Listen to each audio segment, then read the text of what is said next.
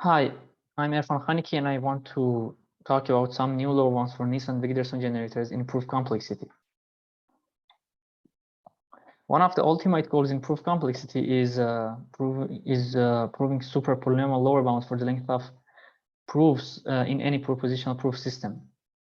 And by Cook-Rekow theorem, this is equivalent to the statement, the computational complexity statement, which is that NP is not equal to co-NP.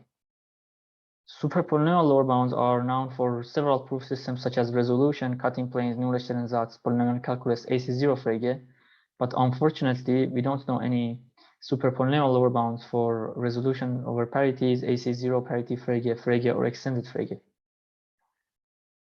And it seems that there are two main reasons for this situation. So the first reason is lack of methods.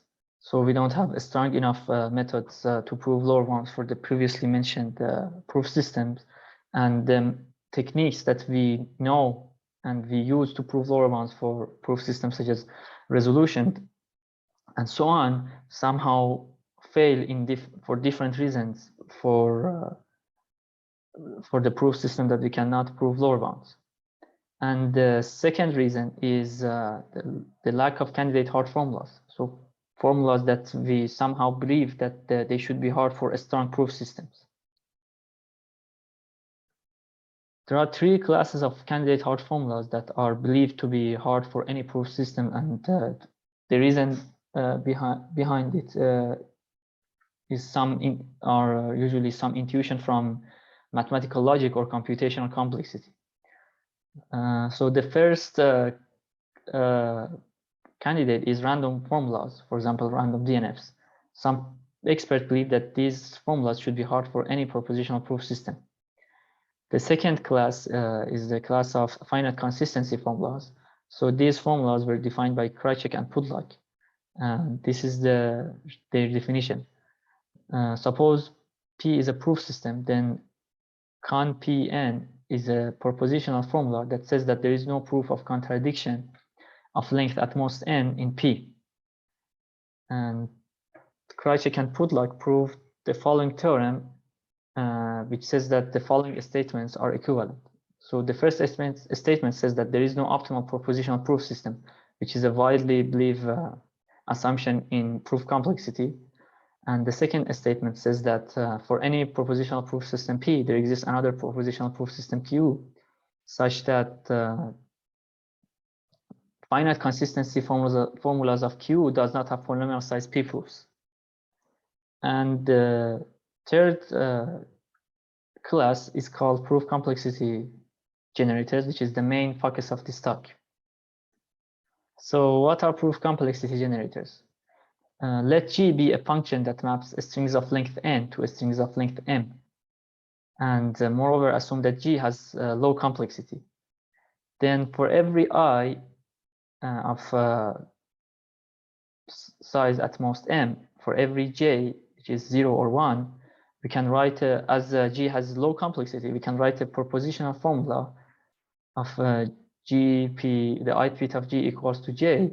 And the meaning of this formula is that if we substitute some inputs in P and the resulted formula is satisfiable, then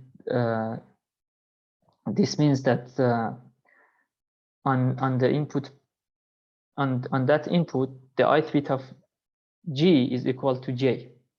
Now, as we have this propositional formula, we can define the following formula, which is called tau formula. So let's fix some string of B of length m. Then the tau B formula is the following formula, which is the disjunction over negation of this GPI equals to BI. And as we can see, if B is not in the range of G, then this tau formula is a tautology. And if this tau formula is a tautology, then B is not in the range of G. Now, G is called a hard proof complexity generator for proof system P if for every string B outside of its range, the tau formula based on B and G does not have polynomial size P proofs. Now, here we have some history of the origins of proof complexity generators. So this This concept was defined independently by two groups of people, Aleknovich, Pensazon, Razborov, and Wigderson came up with this concept with the following line of thinking. So we know that pseudo-random number generators are very important in computational complexity. So they asked the following natural question: which mappings G should be considered hard from the point of view of proof complexity? And they considered different mappings and proved lower bounds for those mappings in, for example, resolution and polynomial calculus. Independently, Krajicek considered probability and feasible proofs of different variants of pigeonhole principle in bounded arithmetics and propositional proof systems. One of these variants is called dual-weak pigeonhole principle. And morally speaking, this principle says that for any function f which is computable in polynomial time, if f is a function from that maps a strings of length length n to a strings of length n plus 1, then there exists some strings of length n plus 1 which is not in the range of f. And the question in which Krajicek was interested is the following question, which asks whether S12 is the same as S12 plus 2 over pigeonhole principle. So here S12 is the first bounded arithmetic theory in the hierarchy of Boss bounded arithmetics, and it corresponds to polynomial time reasoning. And S12 plus 2 pigeonhole principle corresponds to randomized polynomial time computation. Now, as it is widely believed that there exist strong enough pseudo-random number generators, then this means that it's not possible to separate these two theories using the separation in computational complexity world. So Krajicek defined the concept of proof complexity generator as something that can be used potentially to separate these two theories. And he proved that if a hard proof complexity generator exists for extended Frege, then S12 is different from S12 plus 2 pigeonhole principle. Now, the focus of his talk is about proof complexity generators and mainly about Nisan Wigderson generators. So here is the definition of Nisan Wigderson generators. Let's f be a Boolean function on strings of length L, and A be a m times n 0, 1 L-sparse matrix, which means that each row of A has exactly L1s and n minus L0s. Then Nisan Wigderson based on f and A maps a strings of length n to a strings of length m and is defined as follows. So for every I of size m and for any input A, the ith beta of Nisan Wigderson on A is f on the following input, which is A restricted to JIA. And JIA is the indices in the ith row of A in which those indices are 1. So we look at those indices, we look at the corresponding bits in A, we concatenate those bits, and that's the input for F.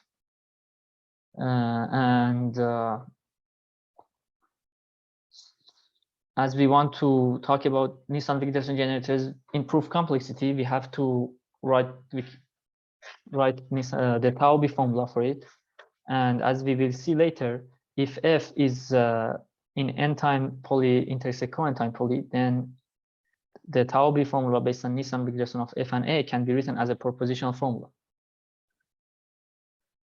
Now, the main conjecture about the hardness of Nisan Wigderson generators in proof complexity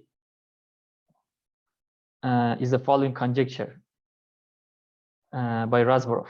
So he conjectured that any Nisan Wigderson generator based on suitable matrices and any function in NP intersect co-NP that is hard on average for P-poly is actually hard for extended Frege.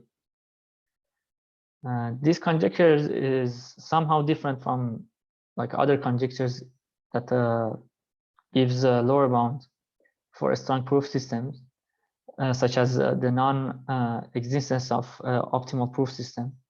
And the reason is that it describes a situation in which hardness of computation implies hardness of proof. Such a relation exists for weaker proof systems, such as resolution and cutting planes, and it's called feasible interpolation property. But unfortunately, this property fails for a stronger proof system such as Frege and extended Frege unless some cryptographic assumption fails. So this conjecture describes and gives an alternative of a feasible interpolation property for a stronger proof system. And for the status of this conjecture, the following two results are known. So Peer proved that if a propositional proof system P has different forms of feasible interpolation property, then Razborov's conjecture actually holds for P. And Krajicek proved that for any function f in NP intersect co-NP, which is hard on average for P poly, and for every suitable matrix A, PV cannot prove that Nisan Wigderson based on F and A is not onto. So here I have to mention a few points. So the first point is that this theorem is actually the strongest argument in support of Razborov's conjecture. And the second point is that PV is again another theory of bounded arithmetic, which corresponds to polynomial time reasoning, but it is believed that it should be different from S12. And another point is that extending this result to S12 is actually implies Razborov's conjecture. Now, as we saw in the statement of Razborov's conjecture, Nisan Wigderson generators can be hard for proof system P for the following four reasons. So the first reason is the computational complexity of F. The second reason is the properties that A satisfies, like some combinatorial properties or the stretch that A provides in the Nisan Wigderson generator. The third reason is the representation of F, in which it is used to form the formula tau B. So for some representation, it might be easier to prove lower bounds. For some representation, it might not be possible to prove lower bounds at all. And the last reason is the string B, which we choose to form the tau B formula. So for some strings B, it might be easier to prove lower bounds. Now, let's have a closer look to representations. Suppose f is a function in NP intersect co-NP, then for every n, a pair of propositional formula sigma 0, sigma 1 is called a representation for f of on strings of length n if the following conditions hold. So the first condition says that the size of these sigma I formulas should be polynomial. The second condition says that negation of sigma 0 or negation of sigma 1 should be a tautology, which means that this pair defines a disjoint NP property. And the third condition says that this pair defines a total relation, which means that for any A of length n, f of n on A equals to I if and only if there exists some B such that sigma I on A and B is satisfied. Now, if we have such a representation for f, then we can write the tau B formula as follows. So it's a big disjunction, and on indices in which Pi is 1, we use negation of sigma 1, P restricted to Ji, and on indices in which Pi is 0, we use negation of sigma 0 on P restricted to Jia. And here Qi's are disjoint variables. Now we use a specific kind of representation in our theorem, and it's called sigma 1 1 pi by 1 representation. So this is the definition. Suppose L is a finite relational language and X is a unary relational symbol. A sigma 1 1 formula psi X in this language defines a function in NP if the following conditions hold. So the first condition says that sigma should be of the form there exists some y phi xy in which phi xy is a first order formula in this language. The second condition says that x is not in y, which means that x is a free variable. And the last condition says that for every n and for every a of length n, f of n on a is equal to 1 if and only if we look at the structure of n elements and we interpret x by a, then this structure lives in psi x. Now, I have to mention a few points about this sigma 1 formula. So these formulas are important concepts in finite model theory and descriptive complexity. And a natural question is that how expressive are these formulas? And we know by Fagin's theorem that these formulas are actually quite expressive. So the sigma 1 formulas defines exactly the symmetric NP languages. And an important property of these formulas is that they are closed under permutations, which means that if we have some assignment in which satisfies a sigma 1 formula in a structure, if we permute those assignments, then that permutation still satisfies the formula. Now, suppose we want to define the relation for the parity function. So we want to define a sigma 1 formula in which it corresponds to the relation in which the parity of string x is 0. So here is a way to doing it. So y is a binary relation, and it defines a partition over the places in which xi is 1, and moreover, it says that each partition has size exactly 2, so it defines a pairing. And so if such a pairing exists, this means that the number of ones in x is even, which means that its parity is 0. Now here we have some sigma 1 formula psi x, but this is a first order formula and we want to use it in proof complexity, so we have to translate it. And this translation is called Paris-Wilke translation. And given a sigma 1 formula, it gives a family of constant depth polynomial size propositional formulas as follows. So as an example, the Paris-Wilke translation of the previous formula of parity bar is as follows.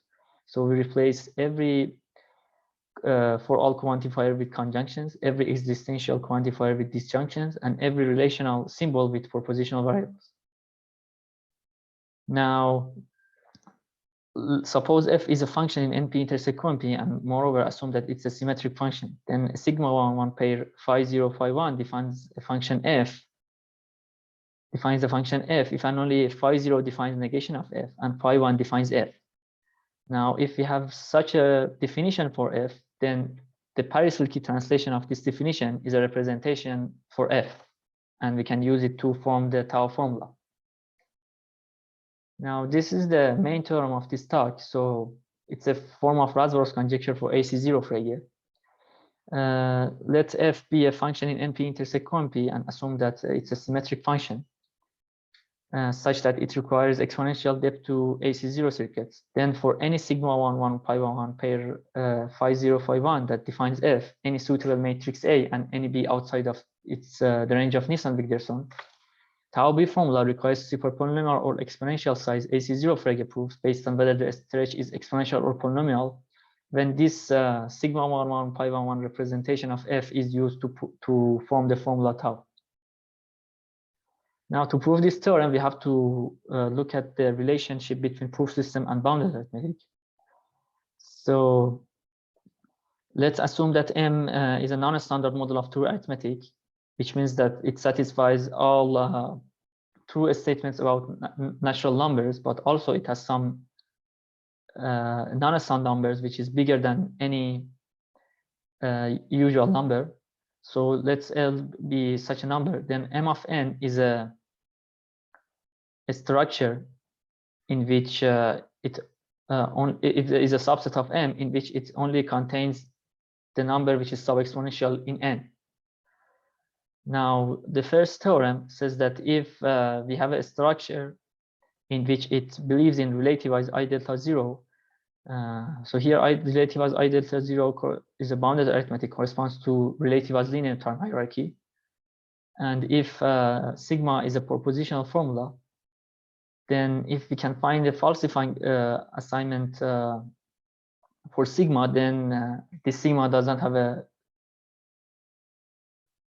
AC0 Frege proof.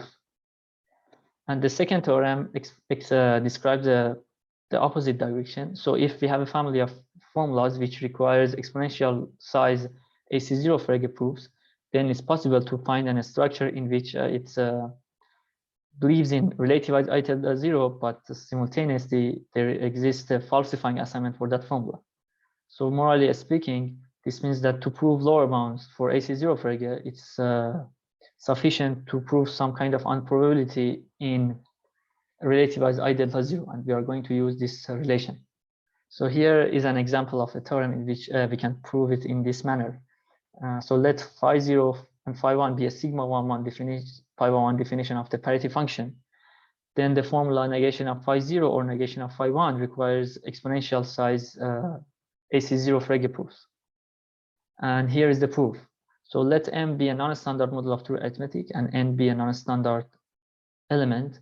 And as we know that pigeonhole principle requires exponential size AC0 Frege proofs, then there exists a structure in which it believes in relativized I delta 0, but simultaneously there is a function which maps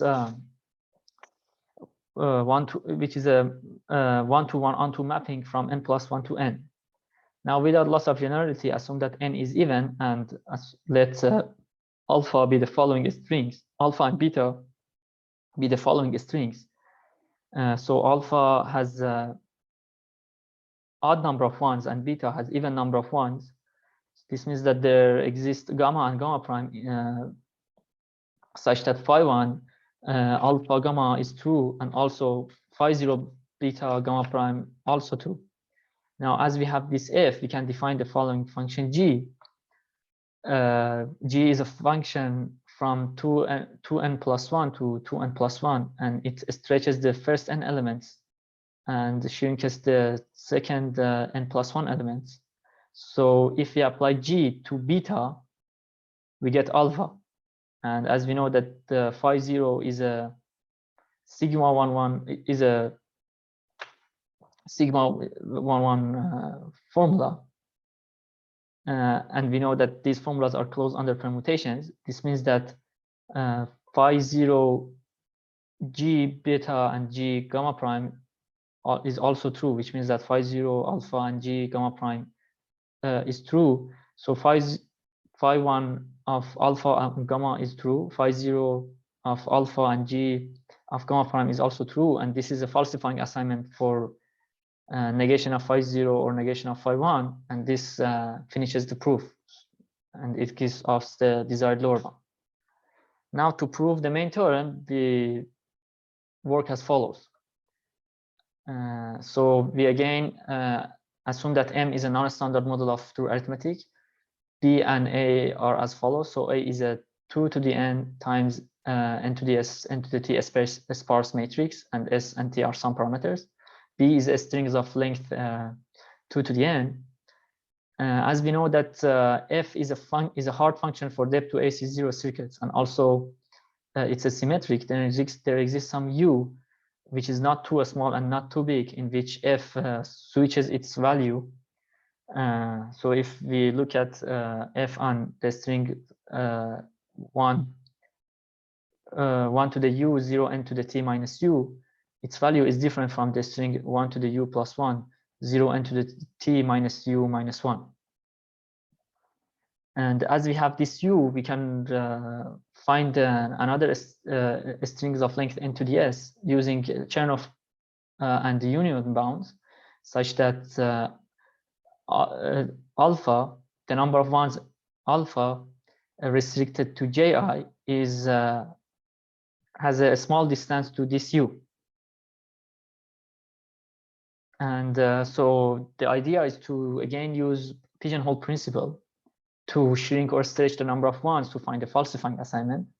Now, as we know that this phi 0 and phi 1 is a sigma 1 phi 1 definition, so this means that we can look at the matrix as the following picture. So we can assume that each line is sorted. So we just need to shrink or stretch each part. And again, as we know that pigeonhole principle requires exponential size constant the Frege proofs, then there exists some structure in which it believes in relativized I delta 0, but at the same time, it violates pigeonhole principle. And here we want to again use this function that violates pigeonhole principle to shrink or stretch the ones.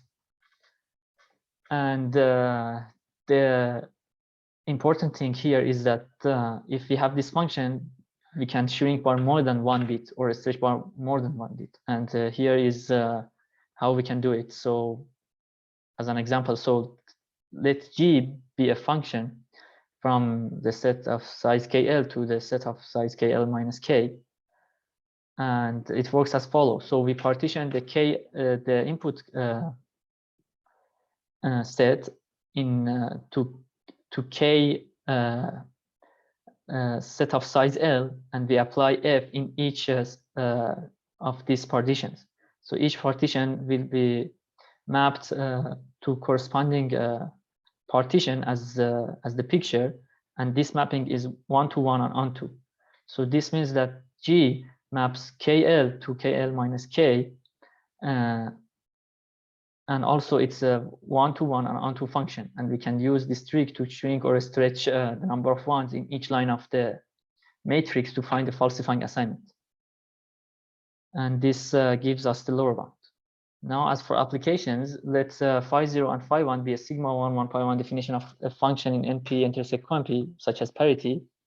And we can define a class of random formulas based on this phi 0, phi 1, m, n, and l as follows. So we choose m subsets j0 to jm minus 1 independently uniformly randomly, such that each ji is a subset of the set n elements, and its size is exactly L.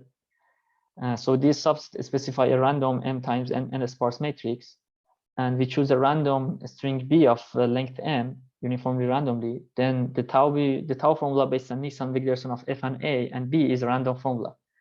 Now, if we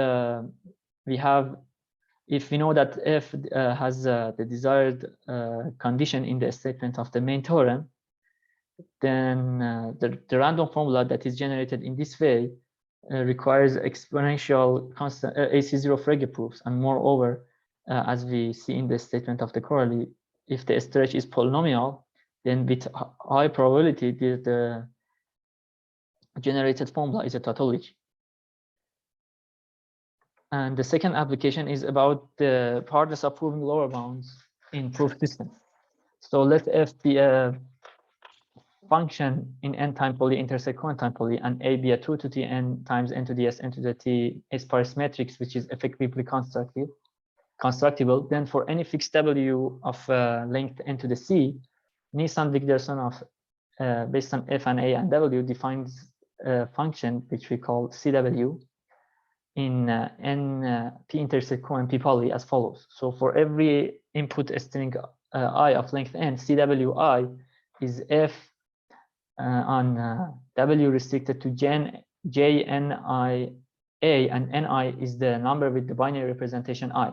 This means that if tau be Nisan Wigderson of f and a is a tautology for fixed representation of f, then the function with the truth table B does not have CW circuits for any W. And this gives the following corollary, which says that by our main theorem, certain formalization of the principle f n is not in NP intersect QMP poly does not have polynomial side AC0 Frege proofs. Now, as for open problems, the main open problem is to prove superpolynomial lower bounds for the tau formula for Nisan Wigderson of parity. Based on parity, when the circuit definition of the parity is used to form the formula.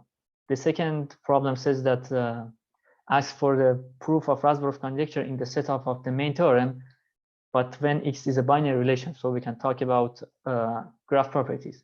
And the third question asks for the proof of Razborov's conjecture in the setup of the main theorem for the proof system AC0 Frege plus count P principles, when f is a hard function for AC0 with modulo P gates. Thank you.